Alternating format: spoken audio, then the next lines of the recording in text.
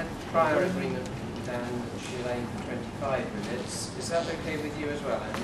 Yeah, she goes, She starts, and then 25 for you. It will be 20 minutes for us, as it were. That's the aim. Do I have your permission to be strict with Anne? Please. Okay, so I'll give you a 5-minute Possible comment on that.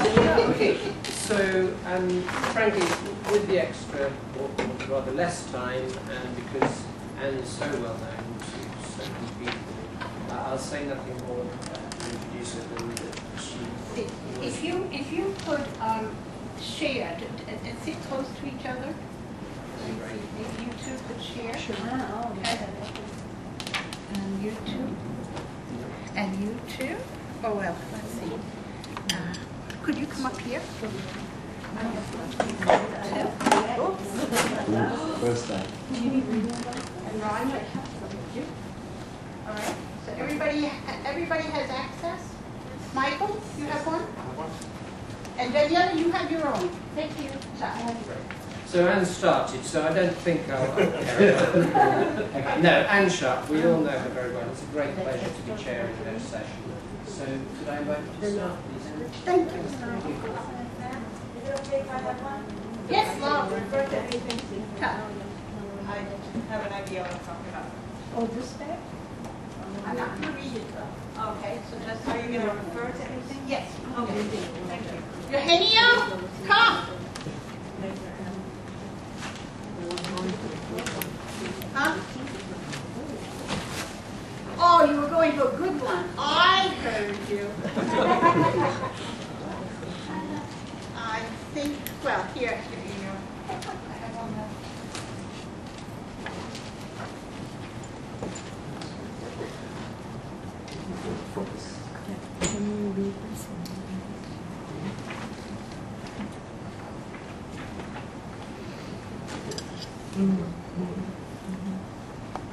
Rightly or wrongly, I'm going to assume that some of you have some prior knowledge about the community of inquiry, and if not, well, I'm sorry, I can't give it to you today, it's too much. In this paper, I'm assuming, rightly or wrongly, that the main aim of good education, or education for excellence, as they call it, is the improvement of judgment. And if you look at the first paragraph in the paper, I like to start from the problems. I say here it is a very poor judgment. It's a very serious mistake. To think that one can think in terms of what is good for others who are different from oneself without knowing what they think and believe is good for them. Contemporary history has taught us this lesson the hard way, and the loss of so many lives in unnecessary wars. Learning what others think is good for them is accessible only through dialogue. One has to spend time with, talk to, listen attentively to others to understand how they see things, what they consider valuable, desirable, etc. In the absence of knowing how the other would tell his story or their story, how they see you with your perspective, your cultural baggage, it's impossible to understand what is good for another individual, much less whole nations. Now you know, of course, whom I'm referring to, who's very, very prone to do this kind of poor judgment making. And I ask the question, are we doomed to make the same mistake over and over again? Or as Pete Seeger sings, when will we ever learn? And what does it take for us to learn how to judge better and to understand others? If one were to ask, Peirce tells us that the hallmark of good critical thinking is the willingness and ability for self-correction. But to self-correct, I need to do more than rethink economics, politics, military defense, and social institutions. I need to learn how to rethink and reconstruct education on a global level, transforming traditional classrooms into communities of inquiry. And these communities of inquiry should aim to help children make better judgments. If you turn over to the next page. But what is it to make a better judgment? How do you go about it? Are there certain things that need to be in place before you can do it? Can I do it alone, or do I need others? What's the role of dialogue in such a process? How important is it that I share the perspective of others, people of a different sex, different language, different cultures, different religions? And how important is it that I learn to attend to the particularities of their lives and gain some understanding of their worldview? Does it matter that I understand what they think of as good, valuable, and desirable? Does it matter that I understand what angers them, or distresses them, or hurts them? And even if I want to understand all these things, how do I go about it? Moreover, if I'm a teacher, how do I help my students to go about it in a way that is meaningful and efficacious? The making of good judgment, like any art, cannot be taught directly. However, a well-formed teacher can create the conditions in which children can practice the skills that are involved in the making of such judgments. It's a very slow and precarious task, sometimes taking the form of building on one another's ideas, generating alternatives, giving counterexamples, and creating new metaphors and new relationships. Sometimes the bridging between various perspectives works, and sometimes it doesn't. But such dialogical inquiry, with its distancing, bridging, reasoning, dialogue, and storytelling, is essential to how we go about educating children to make good judgments. That's the introduction. Now, here I'm very much indebted to Hannah Arendt. If I ask myself, how do I learn how to do it, right?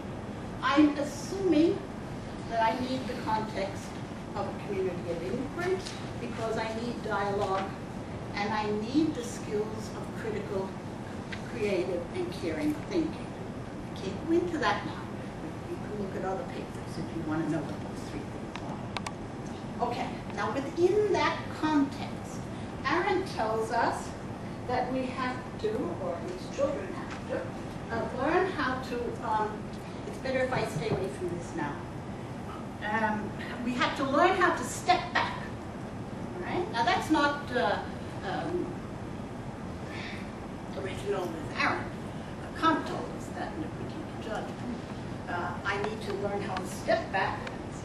I need to learn how to imagine, she says. And I need to learn how to go visiting.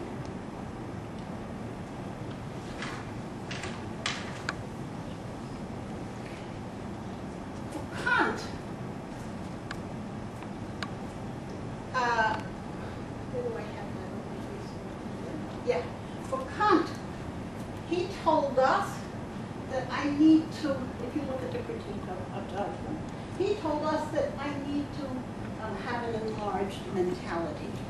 Okay, so the sharing of perspectives that goes on in a community of inquiry was essential for both Kant and Arendt. All right, in that sense, there's nothing new. However, Kant emphasized dialogue and getting this enlarged perspective by sharing perspectives. And also by trying to move from the concrete to the abstract, and from the particular to the general. Well, I'm sorry, yes, particular to general, or some people say a universal, right? Arendt thinks that's a mistake, and I agree with her. She thinks that rather than following Kant, we should look at what really good storytellers do. Really good ones, right? And really good storytellers are people who don't try to go from the concrete to the general, but they take you inside. They have this wonderful capacity to take you inside the worlds of the different people and show you the details. They pay very close attention to particulars. And they make sure that their stories are studied with different perspectives, all right?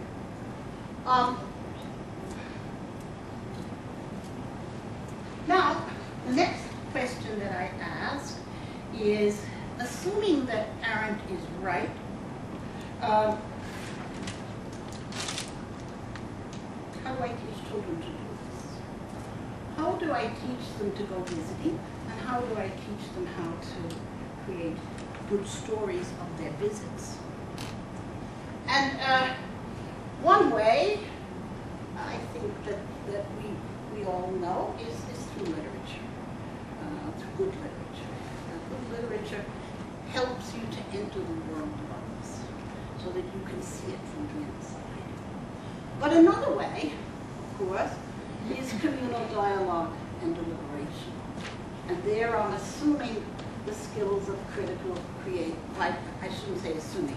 I'm assuming that the children are engaged in the process of mastering the skills of critical, creative, and caring thinking, right? So I'm not divorcing them from the enterprise.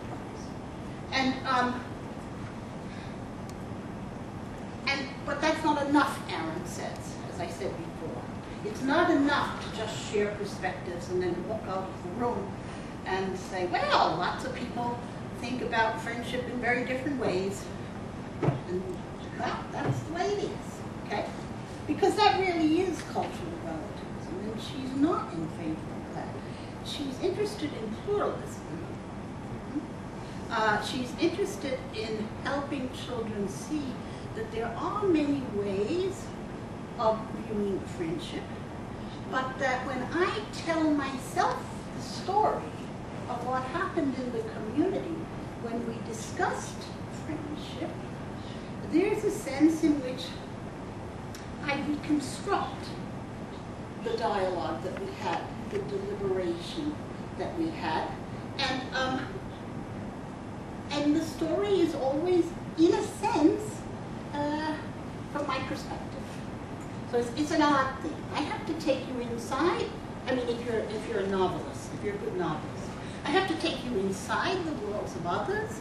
But there's a sense in which Doris Lessing is always Doris Lessing, or Henry James is always Henry James. I think two examples that I use in the paper, well, not this one, but this one, is Doris Lessing's later work, where she tries to take it. I'm particularly interested in this because I'm getting older. She tries to take you inside the world of older people. And it's often assumed that these older people want nothing more than to be much, much younger. And she's not so sure about that at all. So in a sense, she allows you to go into the world of 70-year-olds, 80-year-olds, 90-year-olds, and to see the world from their perspective, which is quite different than what we very often assume. And then last night I was reading this book, but I can't remember the exact title. I know the last name is Desai, and I think it's The Loss of Inheritance. Is it? It's one of those was on the bestseller list now. But anyway, she does it beautifully. She takes you from the world of the States into the world of India, back to the world when India was under the British, back to the world of her grandmother, then back to the States, and then the world from the inside the eyes of an immigrant.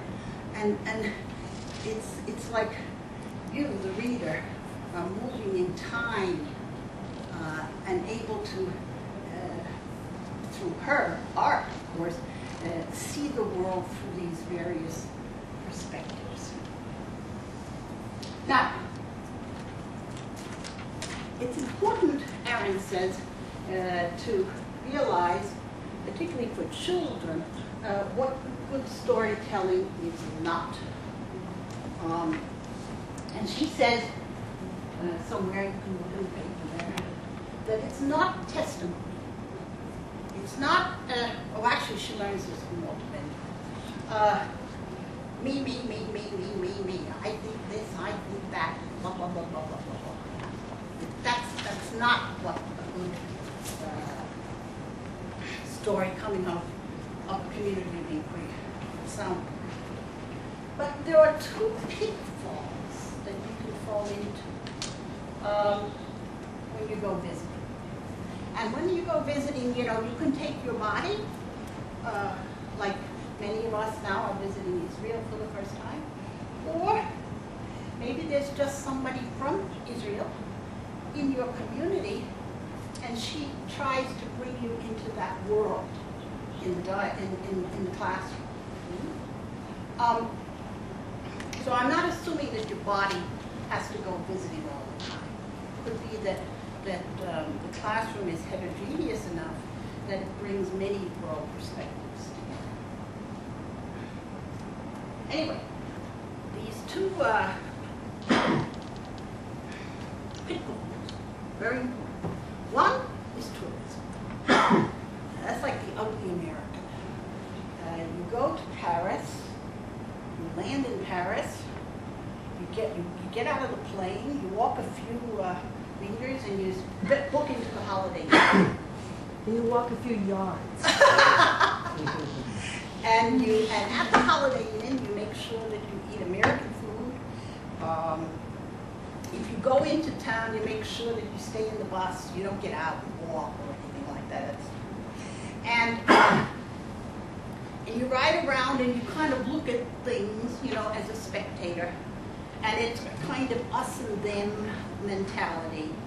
And the important thing is that when you finish your boat tour, you get back in the bus and you go back to the Holiday Inn, because otherwise you're going to get anxious, you know, because many countries are not like home, and you'll get anxious, and then out of that anxiety you might get grumbly and miserable, and you don't want to subject yourself to any of that kind of inner anxiety that might come about you if you had to, you know, sleep in a bedroom that was different than yours, or the pillows are shaped differently. Oh, bathrooms, those. Anyway, so that's one problem, this us and them mentality. And even when you write your story, tell yourself your story, it's important that you don't do that. You know, like there's this one Arab kid in our class, and well, she sees things this way, but of course the rest of us don't. You know, and as if it's us and the other. Because remember, but I'll get there in a minute. And the other thing is, the other pitfall is to go native. I see a lot of this in St. Christophe. Pretty soon, you know, you're eating the food of the people. You're talking like the people. You give up all your perspectives, all your views, and you just adopt. You completely assimilate yourself into the worldview of one or the other. And in a sense, you lose yourself, if that's possible. You're no longer Doris Lessing telling the story. You're totally submerged into dress like the natives, and you wear your hair like the natives, and in a sense, you know, you just become native. That's a problem. That's a problem. I mean, if your interest is good judgment making and the understanding of the other, that's not the way you go about it. 5 minutes. Okay. So, if that's what I want to do, if Arendt is right, that instead of looking for the universal, I should stay with Kant with the necessity of an enlarged mentality and being able to share many, many perspectives from the world view.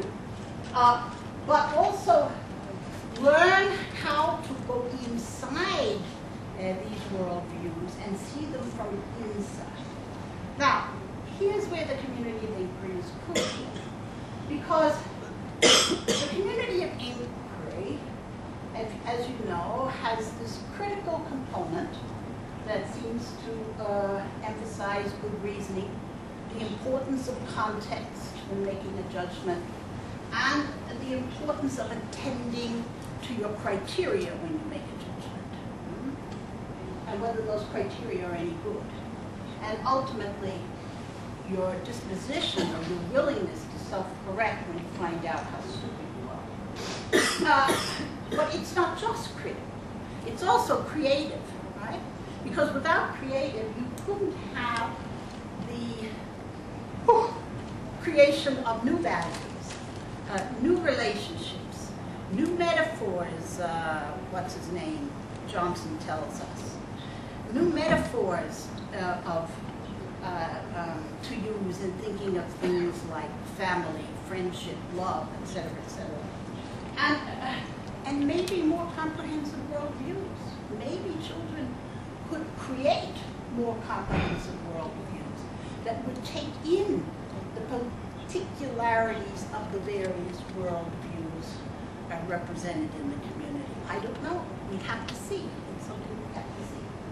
But more important, there's no way you can get inside the culture of another from the inside and understand it unless you have some emotional maturity. And what I mean by emotional maturity is that somehow, through the community, through the help of your friends, you've learned how to not submerge your ego, not erase your ego, but to put your ego in perspective. Your perspective is one among many. And because of your commitment to fallibilism, or knowing that you don't hold absolute truth, you're not God, you know that you have to learn from others. You want to learn from others. And there are two emotions that are particularly important, or three really, in taking you inside the culture of another. And that is empathy, sympathy, and compassion. Particularly, and the reason I put empathy is because if I empathize with you, I can enjoy your positives, your joys, your happiness, your successes, etc., as well as feeling badly with you for your suffering. But compassion focuses on the suffering of others. You can feel it from the inside.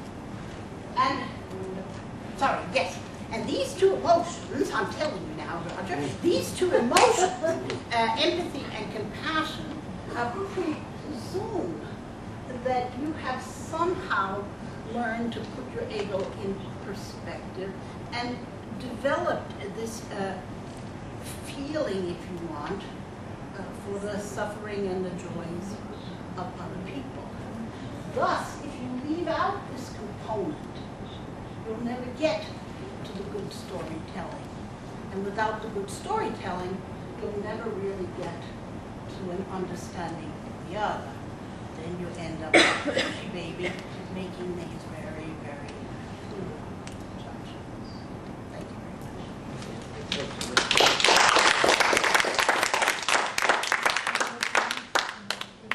Thank you indeed. And now, the other end. we'll need a little bit of time to set up. But could I encourage you during that time, say a minute or two, just to reflect back on first Anne's presentation, and now might be the time to crystallise a question if you have. So make your own notes, and then we'll launch into the second half.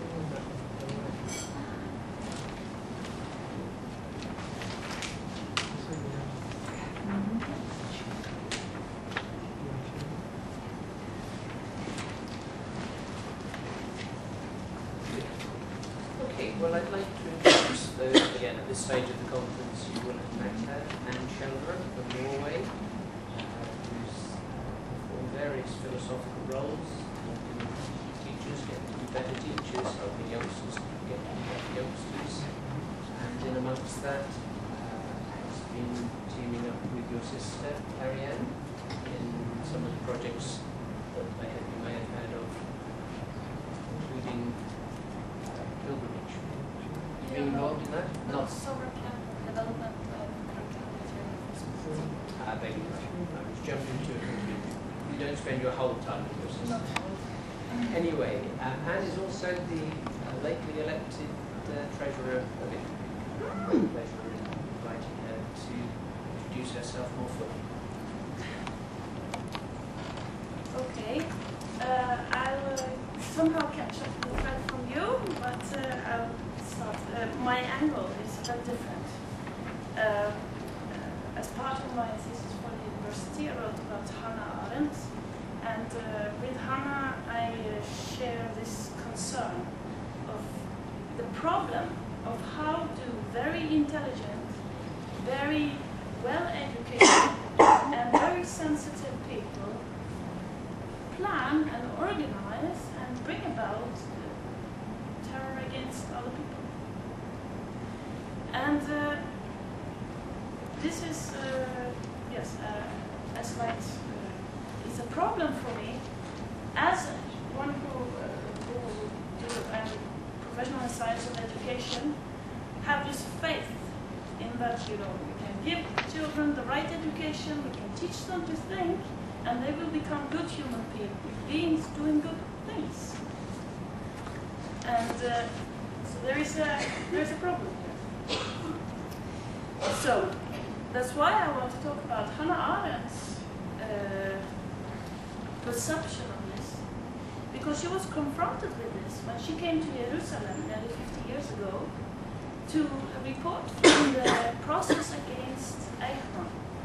And as you maybe know, Eichmann is one of the main architects behind the Holocaust. So, when Hannah Arendt came here, she expected to be confronted with the, you know, evil in human form. What did she see?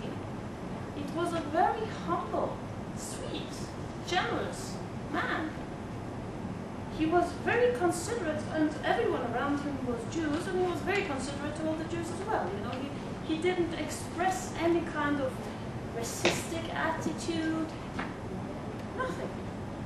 The whole man sort of lightened up. I really want to do what's expected of me. I really want to be what you want. I want to be the best.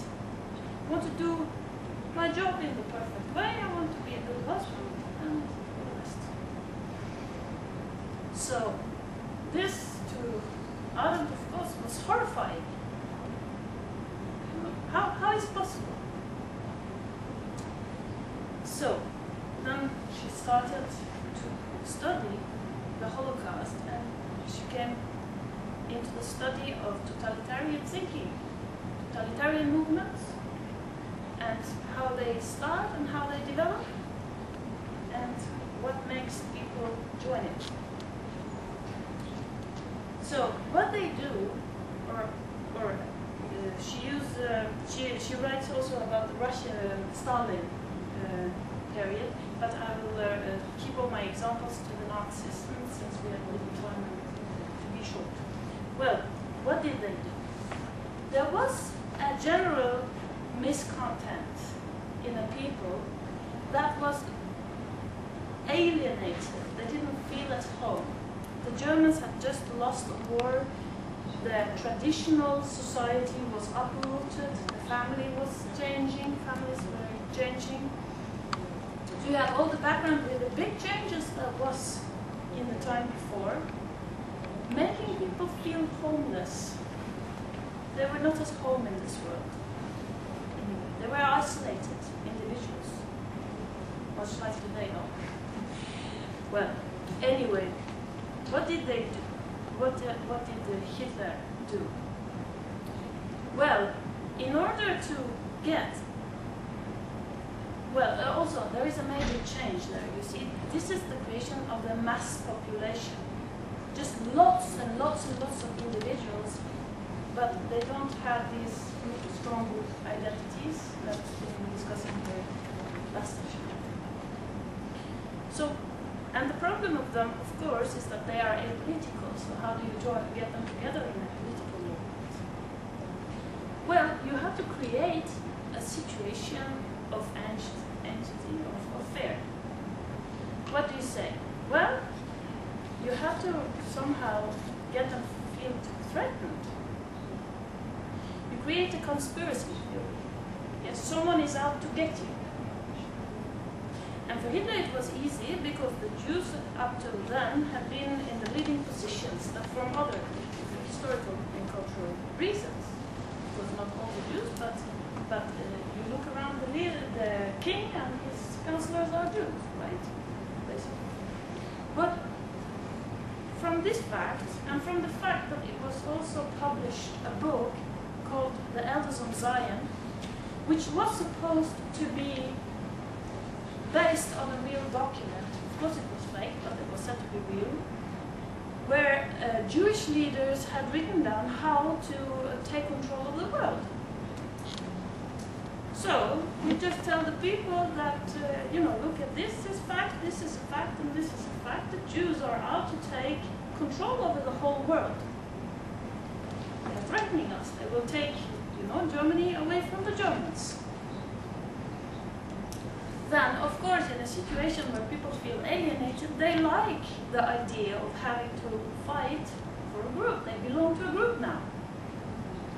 They are part of the German people. They are not alone. So, also, he developed the race theory. Yes, there is a difference between you and you because you are different in race. So it's very easy on the base of the Darwin's discoveries and the new sciences. There is a problem. The human race is degenerating because we let everyone live up and survive. What do?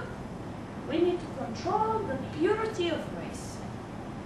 Actually, when he made these death camps, it was not first Jews who were sent there. It was mentally ill Germans and Germans with incurable diseases. So this was less radical, in a sense. Say that, oh, these poor people are suffering, they are going to die anyway, so let's ease in their pain. And make sure they will not have any children and bring their degeneration to the next generation. So, what am I showing here? It's that you go from a theory that sort of helps people to feel at home as a group and then get them politically engaged. And then you develop it more radically, little by little. People custom until the time they accept murder. Yes? Killing of people. Well, of course, he couldn't do this in a normal situation. First, of course, he had to further develop his theory of conspiracy. The whole world is against us. But you start with one place and you go to attack, you make a war. Then you extend the war. And in a war situation, of course, the people are together. You know. Now, the thing is that what he did very consciously was to little by little establish the reality with a new reality, a parallel reality. For example, when it comes to race, he didn't only, think of convincing people that race was an important issue. When his party was established, it was made a prerequisite that you were on a pure German race. And the people had to investigate into their past, to the grandparents and the great-grandparents, and prove that they were all pure Germans. All of a sudden, if you discovered that you had, for example, a Jewish grandfather, you're not in the good club. You cannot be in the good club. So people, when they have to do this research, they also start to defining themselves according to pureness of race. When they got into power, they would get benefits whether they had the right race or not. More food for those who are more pure, because they were important to have children and continue the good race. After a while, it doesn't make sense to say that race is not important. Because there is established a new reality where, in fact, that race is one of the major factors. So, this is the problem of the totalitarianism, that little by little and very slowly it creates a history, it creates a new reality. And the history, as the Nazis perceived it, is what you make. People decide what is history, right? So, you just say this is the history and you repeat it many enough times, it's all on the news, on the radios, in the books. It's history. Now, the problem of this is that when the reality, the way you identify yourself and your culture, these are the frames for thinking. So when you have replaced the way of thinking with a new way of thinking, these are the new conditions for thinking. This is the frames you think within. So, I skipped something here, but if you read the paper later, then you'll get it. Maybe you'll ask about it in the question time. But, so, then, yes, of course, I skipped the main point. Of course, you keep this, you have to, in a situation where you create a vision of being threatened, of belonging to the pure and right race, which needs to be defended against the impure who come to bring you down. It becomes a matter not of your personal life, not of your neighbor's personal life, but of the whole human race. Yes? You have to defend the human race. So in this sense, and they are talking about, long perspective, 1,000 years. In this sense, little by little, you can break down the barriers for hurting and killing other people. Because, when you think in 1,000-year future, if we do not kill these people, the human race will be degenerated, and it will be, ruled by the Jews or whatever, And then you say, okay, we have to sacrifice these people. Because if not, a lot more people will die, and it will be a destruction of the human race. So what is done? The old frame of what is right and what is wrong doesn't make sense anymore in such a world. And when the old frame of moral rules is perceived not to make sense, it's very easy for the leaders of this movement to introduce some new, and people will follow them. So, what do we do? How can we prevent it? Well, as I already, people think rationally, they can go into a dialogue with each other, as we have talked about here, you know, to exchange views, and you know, then you can develop to go out of your view and see it from outside and see it's wrong. But it's all very nice before the totalitarian movement is created, because after they will all have different views on insignificant things. Because on the significant things, from the perspective of the whole society, they all agree. You have no plurality. So then, of course, you can say it doesn't make it insignificant, this kind of dialogue, because it maybe can prevent the development of a totalitarian way of thinking. But when it's already there, it doesn't offer a solution. Well, according to Arendt, there is more things that can happen in a dialogue than the pure rational thinking, development of rational thinking. She's referring to Socrates, and she says, you know, by having a dialogue, for example, on justice, you don't necessarily come to an agreement of what justice is as a definition, but you become just. So that gives a new sense to what we can do with the dialogue.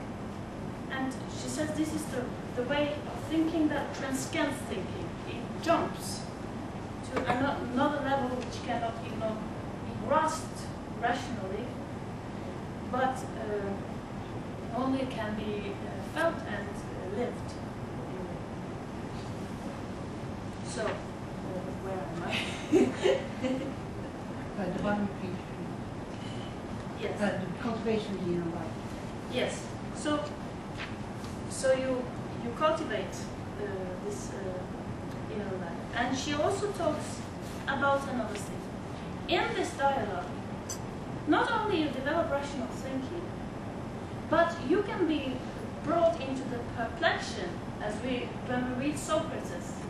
He talks to his friends, and he brings them in a state of absolute perplexion. They do not know who they are, or what they think, or anything, because something inside of them has been moved.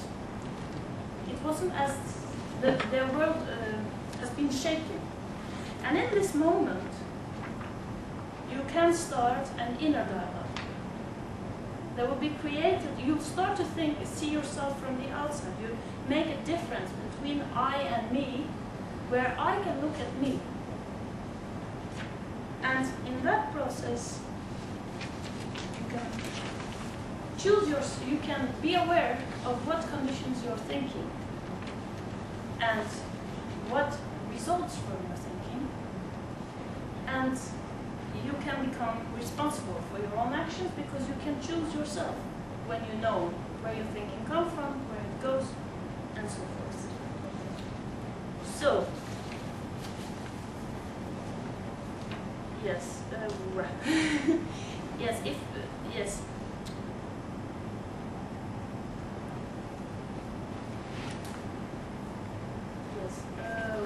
So back to Eichmann, the nice Eichmann. He was not stupid, according to Arendt. He was an engineer. How, you know, he could plan and bring about, you know, an incredible operation. The problem with Eichmann, according to Arendt, was not that he was unable to think. It was that he was authentically, that he was stupid, but he was authentically unable to think. Which to Arendt means to think from the view of somebody else. She gives an example. When he was here, you know, during hours of talk with the head police officer here in Jerusalem, who obviously was a Jew, what he kept talking about was that he could not understand why he was not promoted. You know? Why I was, you know, I did everything correct and da. No. After Holocaust. Dr. Drew about this. And this is the point. He was not evil, but he didn't have the imagination of other people. So that's where I throw the ball back to Anne. He hadn't had it yet. So, yes.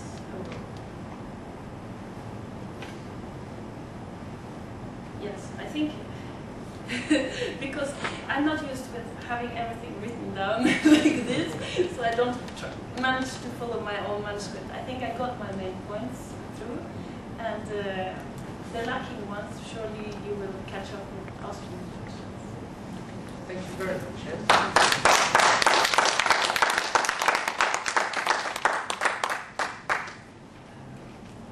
Could you just take another few minutes reflection or moments reflection, everyone else, and I just want to have a quick word with Anne.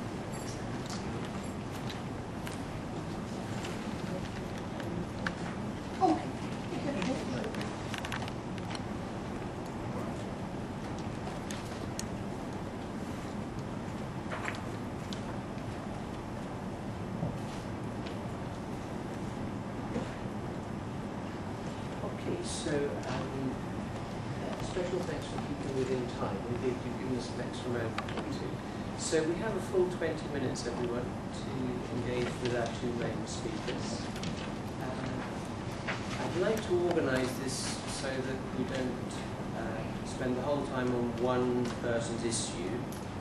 So the first thing I suggest is just to indicate if you have something that you do want to put on the table. So how many of you have immediately got something? Michael, and Christine, and Alan. And, yeah, sorry, Alan. Hidbook. Very good. Okay. Well, maybe one of the things we could do to start is here, each of you in turn. Could you bear that, the two of you? Yes, by all means. Because that will give us a flavour of the general areas that people are interested in. And then I'll invite perhaps a general response from each of the Anns, and then I think we can go much more particular, if that's okay. So, volunteer to start? Might have a simple clarification, which is dangers of utilising individuals in the Eichmann story, for example, to draw a particular thread. Now, a lot of evidence would suggest that Eichmann, in actual fact, was on the autistic spectrum as well. He was severely autistic. And what you feel are the problems with utilising personalities to create a theoretical structure. He was autistic, you said? The evidence would suggest that he was Aspergic. I just need to interrupt, I'm afraid, because there's a translation problem. Sorry. Do we just speak up? If everyone could speak up, we can manage without microphones. Do we need that repeated? Yeah, please. Yeah, please. Okay. I was simply seeking clarification on the use of case studies of individuals, in this case Eichmann, to develop a theoretical model on totalitarianism through that individual's behaviour, when the evidence would suggest that in Eichmann's case, he did in actual fact have special educational needs. He was autistic. In fact, he had Asperger's syndrome, or the evidence would suggest he had Asperger's syndrome. Okay. And does that weaken, you feel, your theoretical model? Just remember that, and we'll hear Michael and Christian. I'm not entirely sure what my question is, but it might emerge. I have a real problem with your analysis of the Shoah, and the problem with Hannah Arendt, and there is a critique of Arendt, and I think, in a revised version of this paper, I think you need to bring that in.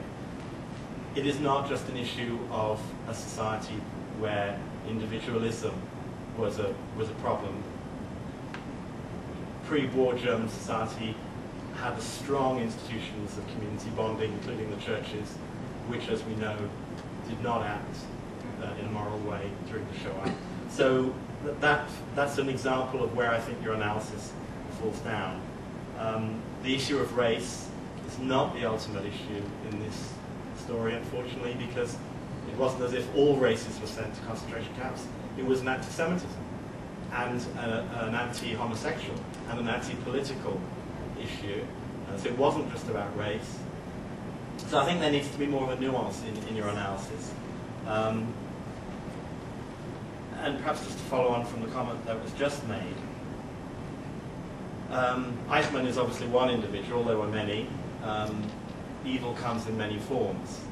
And I suppose I'm just wondering if I'm trying to make a connection now with the issue of community of inquiry, of dialogue, and if the problem is not as you stated in this evil and extreme case, then is this the solution? Is this the answer to what you actually are trying to achieve? And so for the other hand,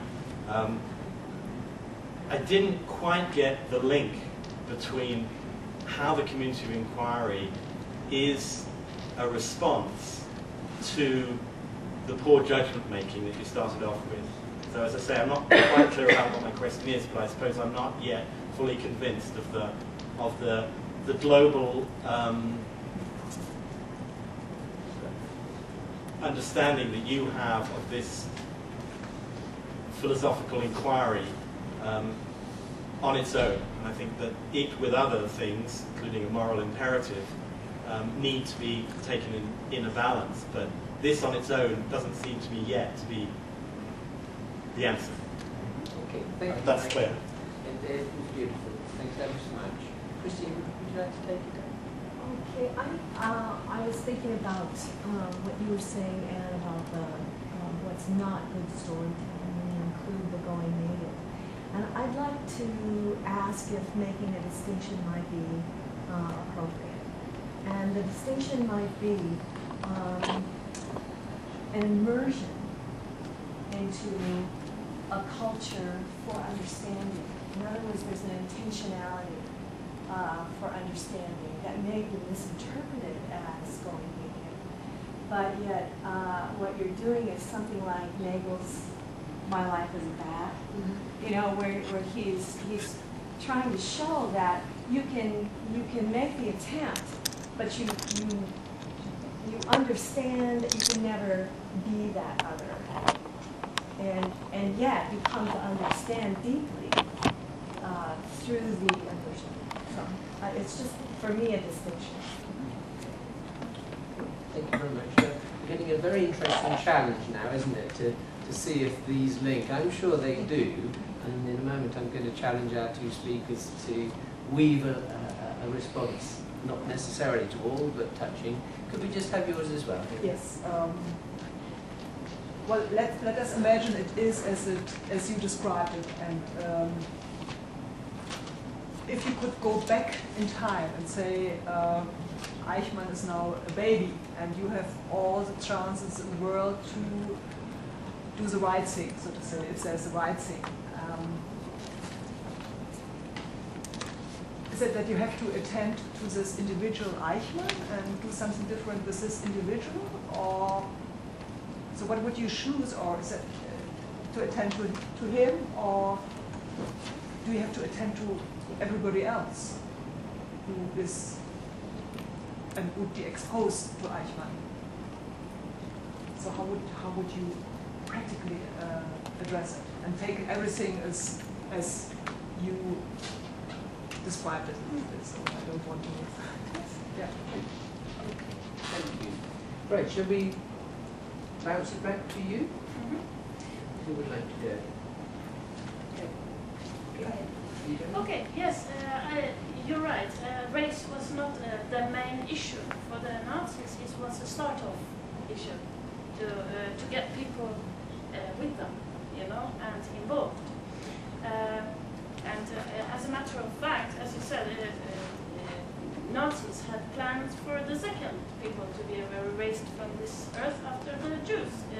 There were very practical plans for the Polish. And it started off and the war was over. And if you go to Russia, Stalin, he had programs, you know, for people after people. And some of them were not innocent in the sense that they were opposing, you see. But the people who opposed was the first to be erased. And then after, when there were no one who opposed, then why should he continue to arrest people? And the reason, of course, is that you don't gather people behind you if there is no enemy, if there is no need it's not an extreme situation. People will not tolerate extreme ideology and extreme means. So violence is the key issue of totalitarian rule, not a specific ideology at the time. That can change within the same totalitarian frame. And the point then was to have the total innocent enemy, you know. A Jew was an enemy not because he had done anything or had even had any thoughts of doing anything against Hitler. He was an enemy just for being a Jew. And that made it impossible for him to behave in any way or convince or anything because he was guilty. Just from the minute Hitler had declared wars on Jews. You see, this is a very complex way of how totalitarian system works, but it erases all possibility of standing there as an individual. The minute you are guilty of something, you are an individual. You are a subject. You have done something, or you have thought something.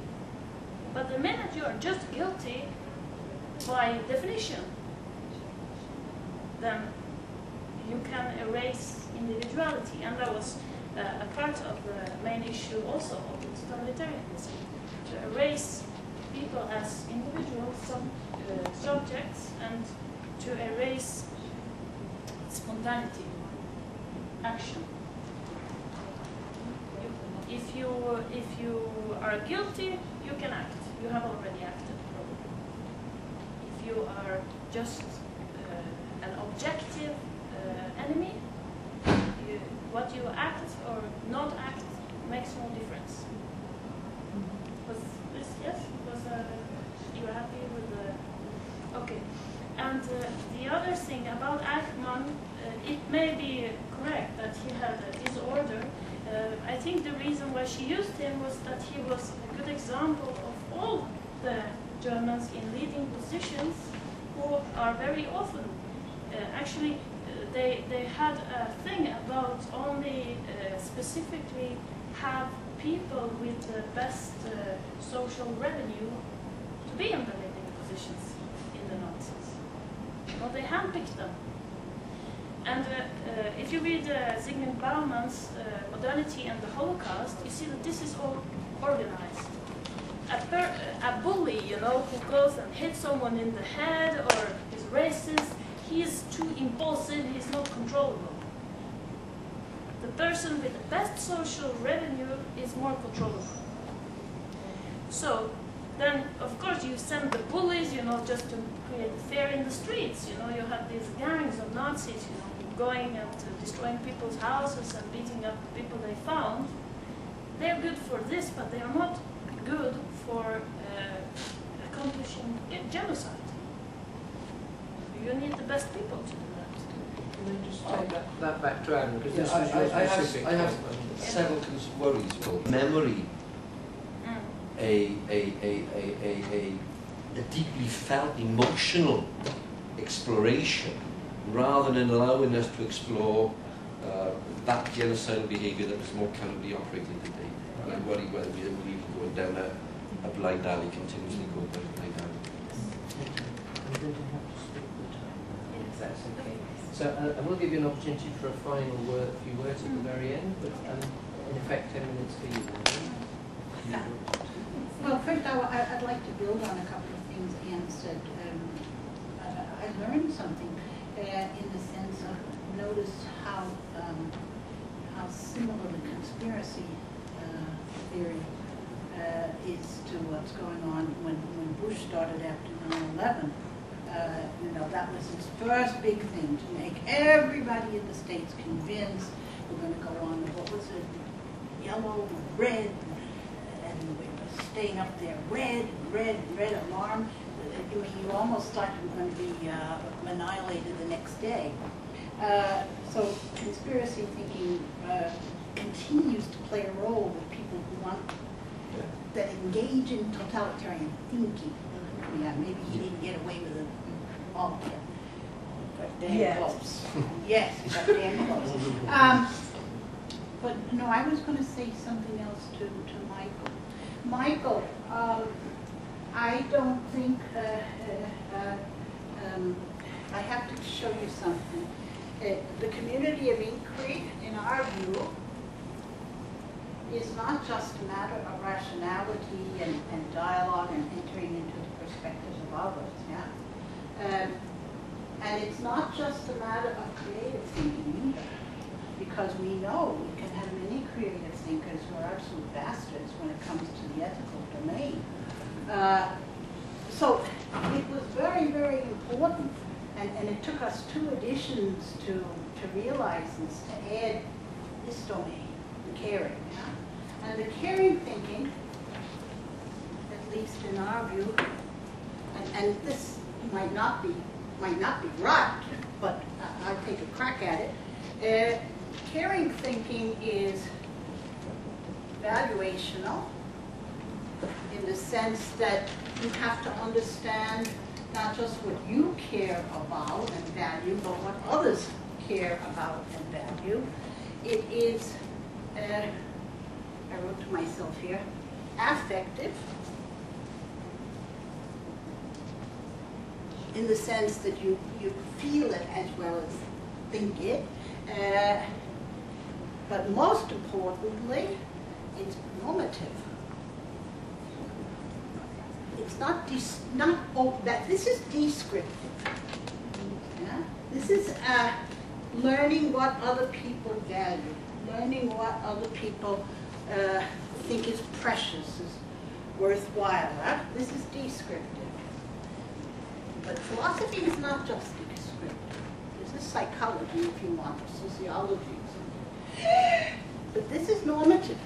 This is not just asking what is the case, but what ought to be the case. Yeah? And when I introduce that component, I have to draw on ideals. Yeah? And how those ideals enter into the community of inquiry is another whole domain. Do we think they're a projection of the children?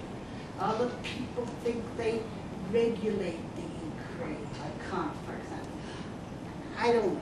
But the ideals start making themselves heard by the kids themselves. Justice, fairness. Kids are very concerned with fairness. Love, beauty, etc., etc. And then, another very important domain of caring thinking is I'm going to lose it, is active. In other words, it's not good enough to decide in the community that we ought to stop driving cars because of the emissions and the destruction and blah, blah, blah. That's not good enough.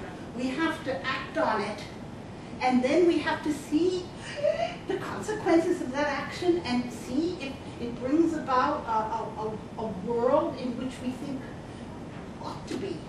Yeah? So the ethical component is, it took us a while. It took us a while. If you read Thinking in Education the first time around, it was critical and creative. I kept telling you, there's something wrong.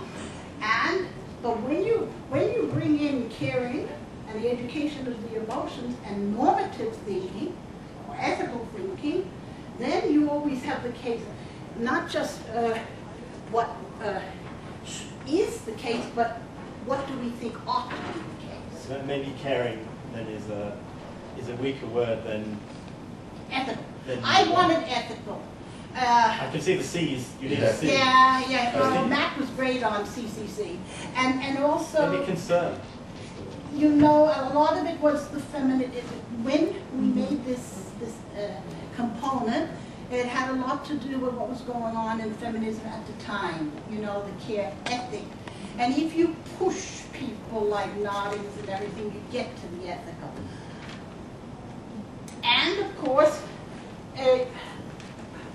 we didn't want to leave out the valuational I need, because I need to understand not just what I value, but what you value.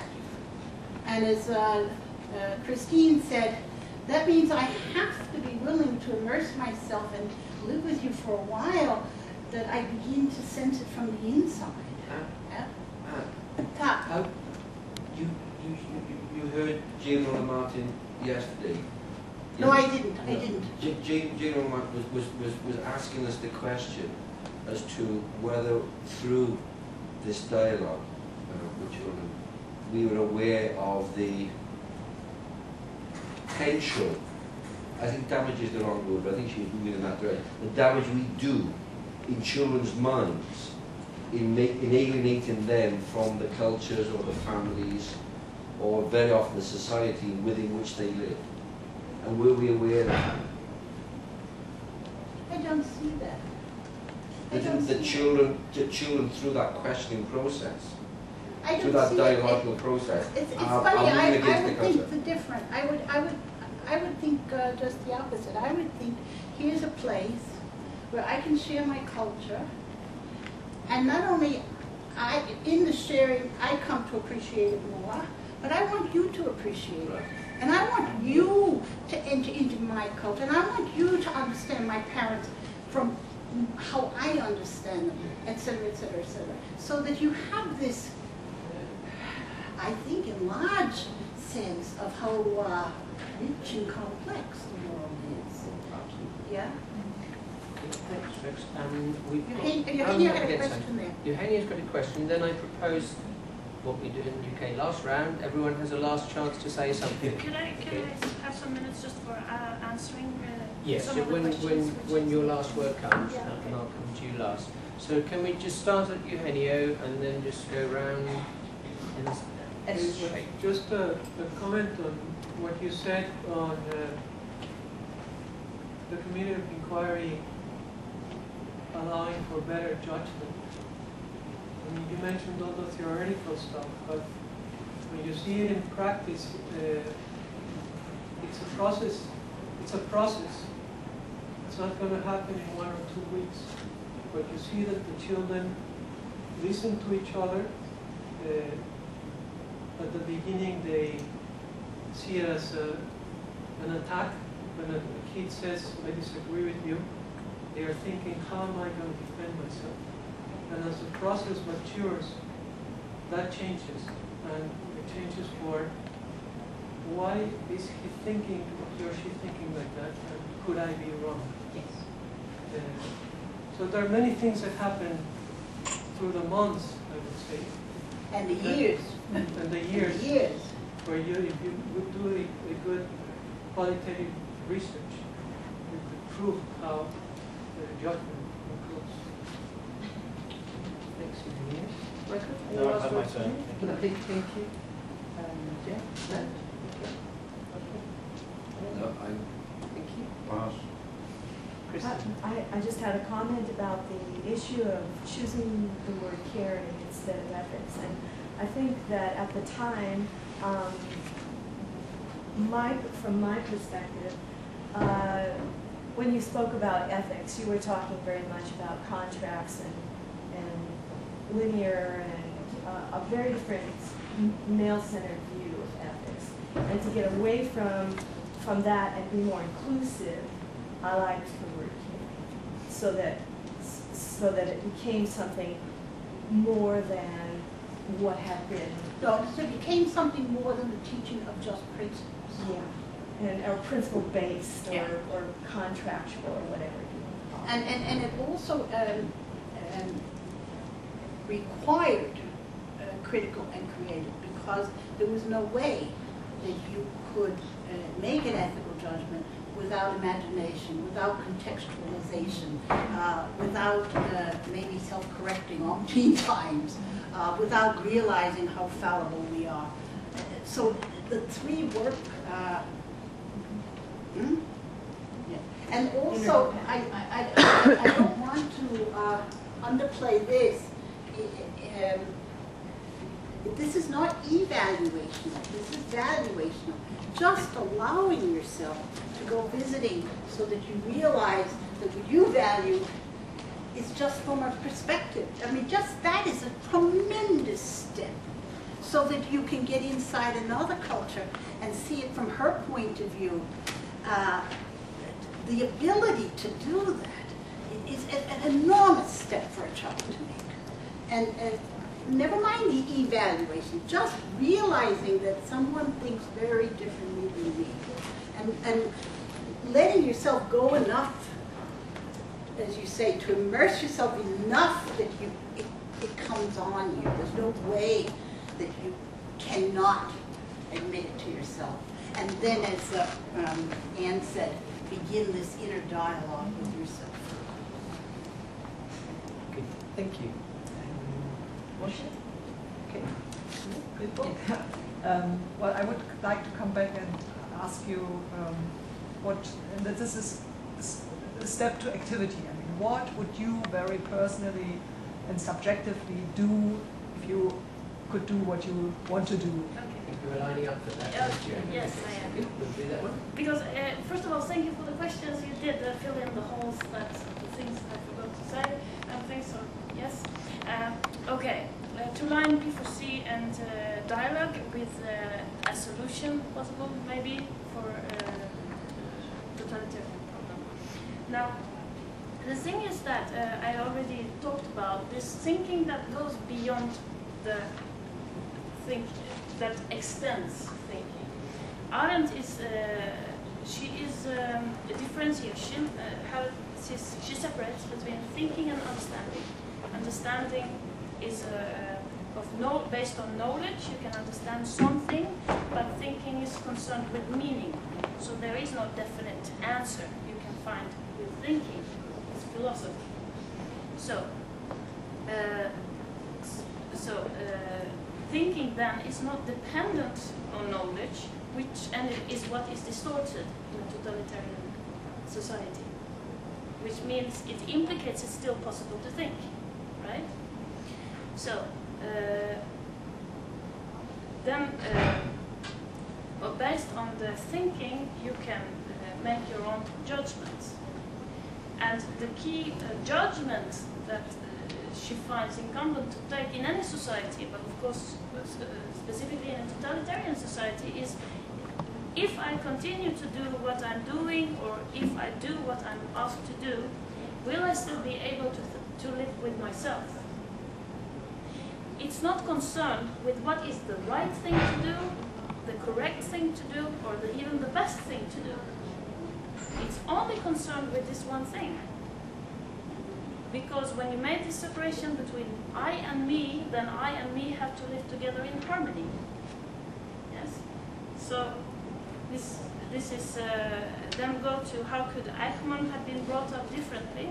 Well, he could have been taught to think, to look for the meaning of things, and not just to understand how it works, and to be required to make this judgment whether he would still be able to live himself when he had gone through the process of separating between I and me.